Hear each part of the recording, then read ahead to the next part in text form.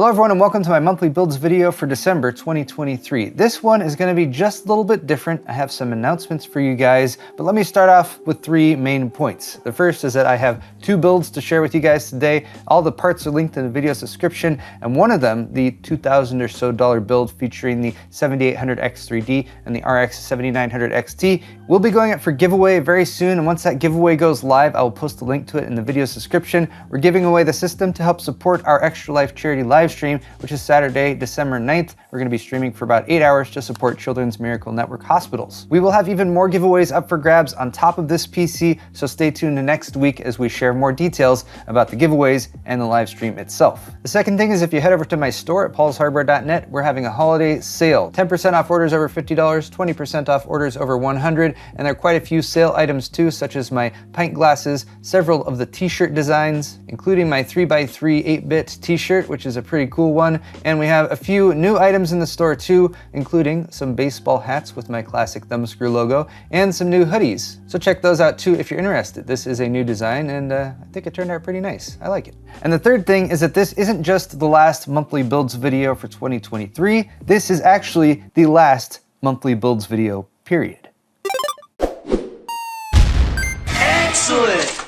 Today's video is brought to you by Lexar's NM790 NVMe SSDs, providing lightning-fast storage for the latest generation of gaming and workstation PCs. Featuring a high-bandwidth PCIe Gen 4x4 interface, broad compatibility thanks to the M.2 2280 form factor, and capacities up to 4 terabytes with sequential read speeds up to 7,400 megabytes per second, the NM790 makes no compromises and is conveniently available with or without an integrated heatsink. It's also a perfect pairing for Lexar's stable, reliable, and efficient Thor OC DDR5 memory kits too, so click the sponsor link in the description for more. So let me explain what I mean by this being the last monthly builds video. For quite some time now, my MO has been to do a planning video, the monthly builds video at the beginning of the month, where I take a couple builds, part them out, share them with you guys to help out anyone who is trying to buy parts for a new PC. Then in a second video, I build the computer. And then in a third video, usually, I test the computer to give some feedback on the performance, which is a reasonable way to do things, but I'm changing up the format for 2024. Basically, I would like the build videos to be more substantive and more standalone, so I'm going to combine the testing and the builds together in one video. So I'll be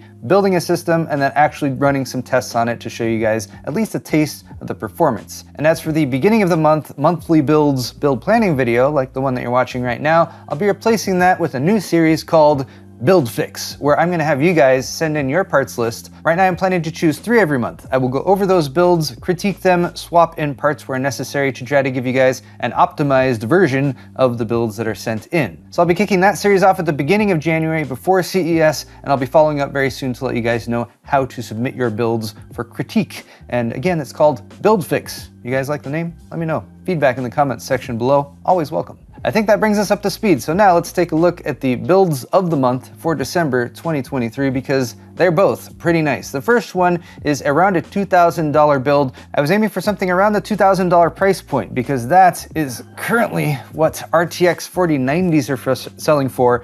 And kind of in a throwback to what we did last year, you can build an entire gaming PC for the cost of an RTX 4090. And that gives us about $2,000 to work with. And it is very hard to find those GPUs for less than $2,000 these days. There are lesser GPUs that cost less money. The RTX 4080 is still $1,200 though. So when AMD reached out and said, hey, we could provide a 7800X3D, potentially the best CPU for gaming at the moment, as well as an AMD Radeon RX 7900 XT in PowerColor Hellhound trim, as you can see right here. RX 7900 XTs have been going for as little as $710 to $720. That was for Black Friday and Cyber Monday, but you can still find them pretty easily for less than $750. That's about what this one is currently selling for. Here is the full list of the parts I will be building with for this system. It comes out to around $1,914 if you're going to buy them as listed here. I am going to swap out 1 or 2 parts for the build itself for giveaway, but practically speaking, if you wanted to build a really powerful Mini-ITX system, this is the direction I'd point you right now. Oh, and I almost forgot to point out, but I have a how to build a PC playlist for beginners. If you have never built a PC before, check it out. I have a updated guide for 2023, walking you through both a lower end and a higher end build, as well as the setup. So for starters, we have the Ryzen 7 7800X 3D. It's an AM5 platform CPU. AM5 is a newer platform from AMD, should have a bit of longevity. So we will probably see at least an 8000 series of CPUs launch on this platform, potentially even more if we look at what AMD did with the longevity of AM4. And these have been on sale from their original list price of $450 down to $360, $370 or so. Actually, it's $360 over at Newegg right now, so definitely scoop that one up over the Amazon deal. And even get Avatar Frontiers of Pandora with select products right now. That's not too bad. A Mini-ITX case, since I wanted to make a small Mini-ITX form factor build, was a difficult choice. I decided to go with the Cooler Master NR200P Max, which originally listed for $350. It has gone up to about $400 these days, and I get the impression that Cooler Master might be replacing this one soon because they have become a little bit more difficult to find. So if you're looking at a build in this range and you want to save yourself probably $200 or so, consider going full-size ATX with a full-size ATX AM5 motherboard and a full-size ATX case, which you can find for a good amount cheaper than this. I'll post links to those down in the description if you want to swap those out, and you could probably shave $200 to $250 off the total cost of this build, but you wouldn't necessarily get this nice tight form factor with the NR200P Max, which is nice because it comes partially pre-installed with the all-in-one liquid cooler pre-installed at the top, and it also includes an 850 watt 80 plus gold rated SFX power supply, as well as a PCIe Gen 4 riser cable. So that may or may not be worth it for $400 for you. Again, you can shave off some money and get yourself a little bit more expandability by going full-size ATX with this build, and links for both options are down in the video's description. For the motherboard, we have the Gigabyte B650i AORUS Ultra. There are less expensive AM5 Mini-ITX motherboards than this that can be found for in the $150 to $200 range, but this one has some nice added bells and whistles, including a daughter board right here. If you remove these screws and that fan, that has two M.2 mounts on it. You can't see it from these pictures, but this motherboard also has a back plate and an additional M.2 slot on the back, so you get 3 M.2 expansion slots, and even unique items like this little riser card right here, which you can install, which gives you your access to your SATA ports, as well as some additional RGB headers. I'll go over this board in more detail in the actual build, but it's a very solid and full-featured board. It's amazing what they've packed into this board for about $240. The memory setup for a PC in this price range, I would recommend a 32 gigabyte kit right now, 2x16 gigs. It's a Mini-ITX motherboard, so you only have 2 slots. But DDR5 6000 speed memory, and then of course the tightest timings possible. This G.Skill Flare X kit has AMD Expo settings that you can easily plug in to get it running at its rated speed, and it's a nice low profile all black kit that will blend in, and in a Mini-ITX build you're not going to get a very good look at your memory anyway. Here's the graphics card from PowerColor, the AMD Radeon RX 7900 XT, 20 gigs of VRAM, very comparable in performance to the 4070 Ti and the RTX 4080 for a very reasonable price. It's come down to $750 on Amazon, and in fact at Newegg, if you can wait for it to come back in stock in just a day or two, you can get an additional $20 off with a promo code, assuming that sticks around, so that brings it down to $730. And lastly, for storage, an M.2 NVMe SSD for about $88. The Acer FA100 I've used for a few different builds just recently. It's a great price per gigabyte for a nice, well-performing PCIe Gen 3 drive. Of course, you could upgrade to a Gen 4 drive if you wanted to, and then you'd probably spend $10 to $15 to $20 more than this. So with all those parts tallied up together, including the AIO and the 80 plus gold rated power supply that's part of the NR200 price of $400, brings us to about $1,914. And again, I'll include an optional ATX case, full-size ATX power supply, an air cooler, which is going to be a lot cheaper than an AIO. Those will be listed in the description down below in case you want to swap out a few parts, save yourself some money, and go full-size ATX instead of Mini-ITX. And that brings us to this build, a build that has been in the planning phases for some time, ever since I discovered that AMD was going to be launching not just Threadripper Pro 7000 series CPUs, but actual mainstream, or kind of mainstream, high-end desktop Threadripper 7000 CPUs. I decided I needed to get a build going for that, and I also decided that I needed to have a plan for the build, to put it to good use. And it also shouldn't be for me, because then everyone would be like, Paul, you're just getting all the best PC parts for yourself. You should share them with other people. That's why this build will be for Joe, my editor, where it will be getting a lot of good use and will be sort of benefiting me as well, I suppose. But the running total right now is about $7,588, which adds up pretty quickly when you have a 32-core, 64-thread CPU that costs $2,500, a 128 gig memory kit that costs over $1,000, and an RTX 4090 with a somewhat fluctuating price that seems to be well above $2,000 just within the past few weeks or so. Joe will be upgrading from this system that he's been using for some time now, which we did swap out the liquid cooler on this one for an air cooler, but it had a 2080 Ti Lightning in it. It also has a original first generation Threadripper 1000 series CPU, and it was dubbed Party Monster V2 after his original build from even a few years before that, which is just sort of a hodgepodge of stuff that we threw in there that didn't necessarily match all that much, but was glorious still in its random hodgepodge of colors and mismatched things, but still was a very functional, very powerful PC. So let's run through the parts for the updated version, and I'll give my justifications or I'll give my explanations for each part as we go over them. So for $2,500, you have the 7970X. Basically, there's three Threadripper CPUs. The 7960X is $1,500. That's the most bang for your buck in terms of like cores per dollar. But we decided to go with the 7970X because, for one, it's half the price of the $5,000 7980X, and it is also clocked just a little bit higher in terms of like single core and IPC performance, which is going to be a little bit better for gaming. And this is going to be a hybrid system designed for Joe's editing tasks and also for gaming. The 7970X and 7980X are not ideal for an RTX 4090. They do hold it back a little bit in terms of 1080 performance. You can check out my review of both of these CPUs if you're interested. It is the video from this year that I spent the most amount of time on, that got the fewest amount of views, so if anyone wants to check that out, by all means do so. But I did note that if you use a 4090 and one of these Threadripper CPUs and you're playing at a high resolution like 4K, you will often get basically the same performance if you're in a situation that's not CPU limited. For the cooler, I decided to go with an air cooler. Noctua already has their NH-U14S TR4 SP3, which is designed for the Threadripper, previous generations of Threadripper. It is still compatible with the most recent generation, and it is an excellent, excellent air cooler for about $100. Noctua coolers are precision made, they're very high performing. They are a little bit on the expensive side as well, but when we're talking about a system that's well over $7,000, you know, spending $100 to $200 on a CPU cooler doesn't seem that far out of range. We're attempting to pay some attention to aesthetics, so we're also adding this NAHC6 Chromax black heatsink cover to make things blend in a little bit better, and we're also going to be swapping out that Noctua brown and dark red fan with the Noctua NF-A15 HSPWM Chromax black swap, which we'll go all black with, and we're going to do two of them for a push-pull configuration on that air cooler. For our motherboard, we have the Gigabyte TRX50 Aero D. There are only a handful of TRX50 motherboards that are currently out there. I used the Asus TRX50 Sage for my benchmark tests. That one goes for $800. This one's $600, so I don't want to say it's a reasonable price because motherboard prices have been crazy high recently, but considering those crazy high motherboard prices, I was kind of considering some of the TRX50 motherboards to be a little bit more expensive than this, so maybe it's a good price, maybe it's not. But one thing I can say about this motherboard is that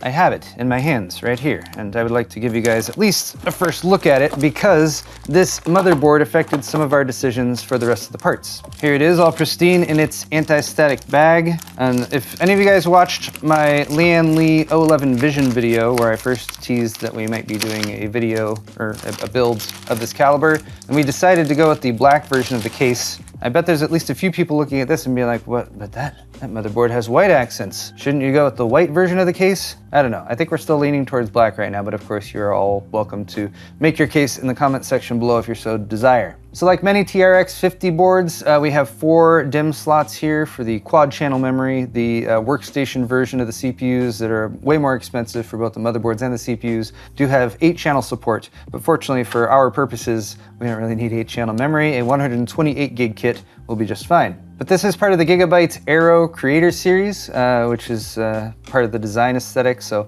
I like the clean lines, sort of the straight horizontal finish that they have going across a lot of the heat sinks. Here's a quick look at the back of the motherboard, and the main concern for us in terms of planning out the build is actually the PCI Express slot layout. This board has two full-length PCI Express 5.0 by 16 slots, and then one full-length PCI Express 4.0 by 16 slot down there. Our intent is to install an RTX 4090, which would most likely go in this top slot. Then we also potentially might install a M.2 riser card that can allow us to install 4 additional M.2 NVMe SSDs. The board has 4 M.2 slots under some of these heat sinks already. That would potentially allow us to add 4 more. And then because Joe does video editing, gaming, and also does like some capture work, we'd also like to add a 4K capture card. So that'll pretty much use up all 3 of the expansion slots on this motherboard.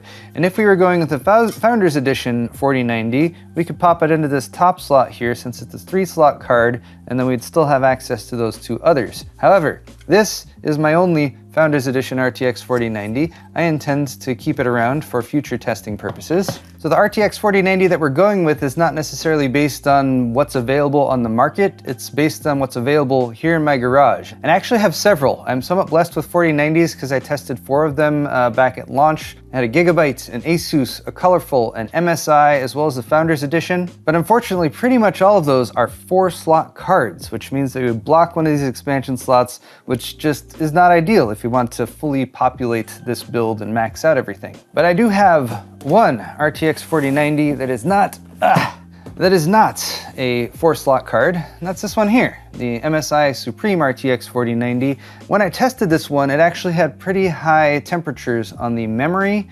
I returned it to MSI because they were like, hold on, that's not right. So they took it apart. They determined that there was some issues with the application of the thermal pads on the memory. They have fixed it, so it should be just fine now. And since it's an all-in-one liquid-cooled RTX 4090, the card itself is actually a 2-slot, or I think just beyond a 2-slot GPU. And then even further confirming that we need to go with this GPU, I followed up with Gigabyte because we want to add that PCIe riser card to add 4 more M.2 slots. And they said for PCI Express slot bifurcation, which is needed for one of those riser cards, we need to go with the top slot for that and add the GPU to the 2nd slot. So that's our intent for right now. Top slot is going to have the riser card with M.2 SSDs.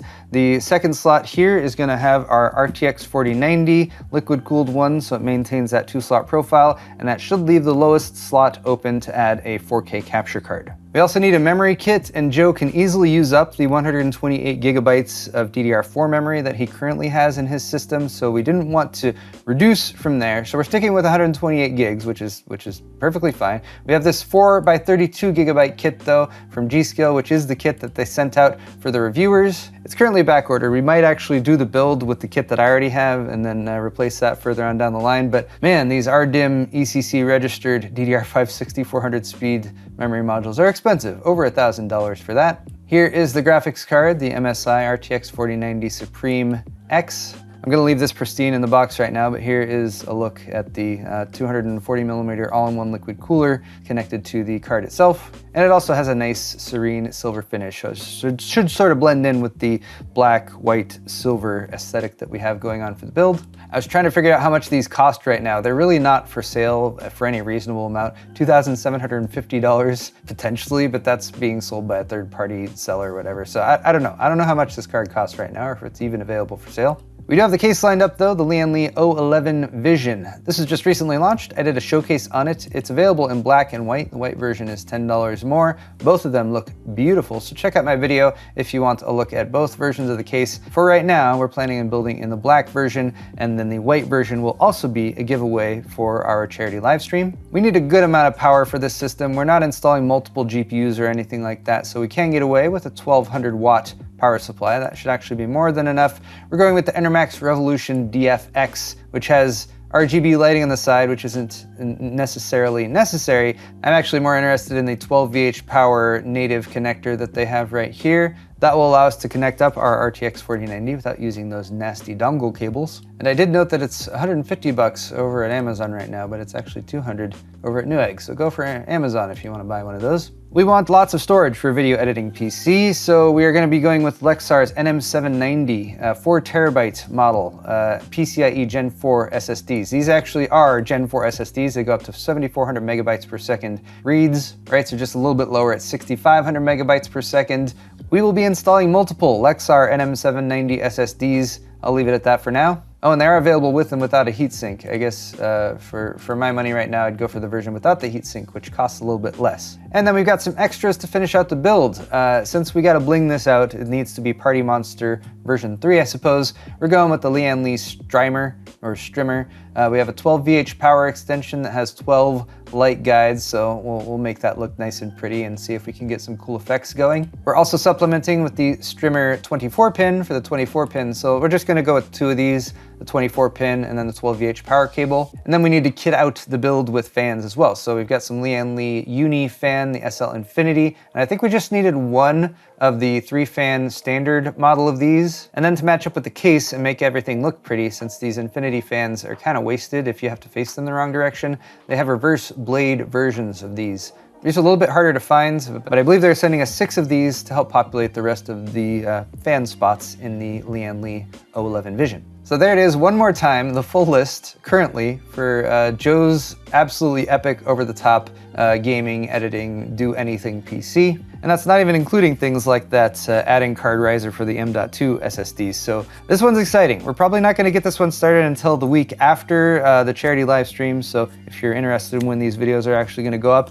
they will be coming very soon. Next week, we should have the $2,000 Mini-ITX build. Following week should be Joe's Threadripper 7000 build. So stay tuned, subscribe if you're not already. Check out the link in the description again to my store at paulshardware.net, where we are having our end of the year merch sale. And again, also in the description, you'll find links to all of the parts that I talked about today, as well as a couple alternative parts for that Mini-ITX build if you're interested in building something along those lines, but you don't need Mini-ITX and you want to save yourself a few dollars. Thank you guys so much for watching this video. If you want to hit the thumbs up button on your way out, definitely do that. I'm very excited both to finish out 2023 and for the stuff I have planned in 2024. So again, let me know what you guys think of my new Build Fix series. And if you guys already have ideas for parts lists you want to send my way, start jotting those down and I'll follow up soon with how you can send them over to me. Thank you guys so much again for watching this video, and we'll see you all in the next one.